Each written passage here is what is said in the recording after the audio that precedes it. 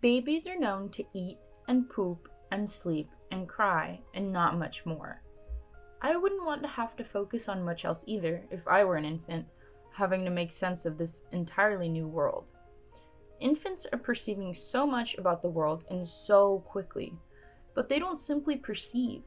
Their brains are constantly changing as they learn and develop. Even from birth, infants have what is called core knowledge. We all come with certain domains. The domain of objects. So infants know from birth that objects move and interact with each other. They also have the domain of numbers. Infants know that there's a difference between 1 dot and 10 dots. In fact, many animals are born with this core knowledge. What makes humans unique, however, is how quickly we build upon these foundational skills, and how easily we can combine all of these inputs. By the first week of age, infants show preference for smells, not only the scent of their mother, but of foods their mothers may have consumed when pregnant. Not only can they recognize and discriminate odors, they put together associations to scents. The abilities of infants are pretty surprising. Through implicit measures, like the turning of a head in one direction or another to show preference, researchers can capture the unconscious cognition of babies. One of the first implicit tests used on infants was the visual preference paradigm. The visual preference paradigm tests infants' ability to discriminate between visual stimuli. It is determined by a baby's time gazing at an object.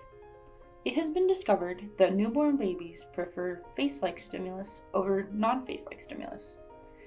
They look longest at faces, but they also prefer black and white to gray, moving patterns to stationary ones, three-dimensional objects to two-dimensional objects, and they orient to novelty. They also look longer when what they see relates to what they hear. Researchers will also use an infant's sucking rate, for example, to determine preference for sound. They can learn to alter their sucking rate to hear a familiar passage rather than an unfamiliar one. Another implicit measure used to understand baby cognition is called the habituation-dishabituation paradigm. This measure is used to evaluate infant memory, perception, and concept formation. In being shown a stimulus over and over, an infant won't experience it as novel and will no longer fixate. This is habituation. In this case for infants, it is them becoming bored of the stimulus. Habituation proves infant memory is already functioning. They remember what they've already seen and become habituated to it.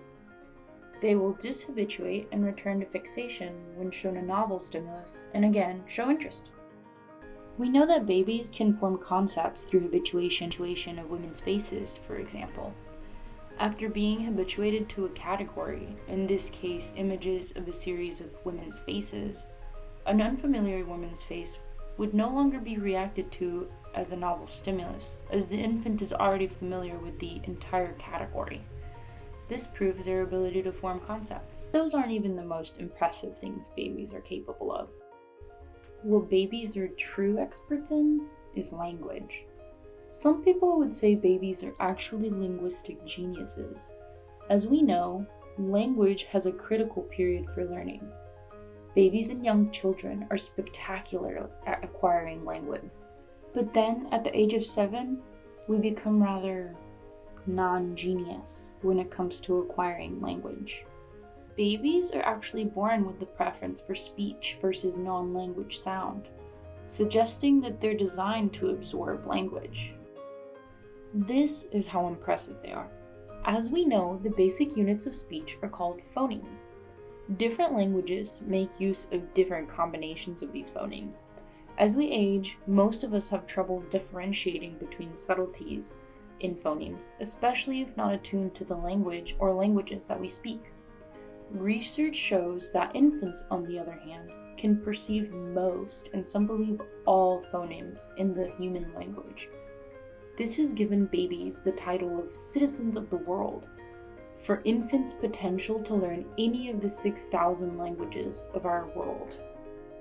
The human baby brain is designed to communicate, It's designed to learn and take in the world, because we are, above all, social creatures who require nurture and human-to-human contact to grow and to learn.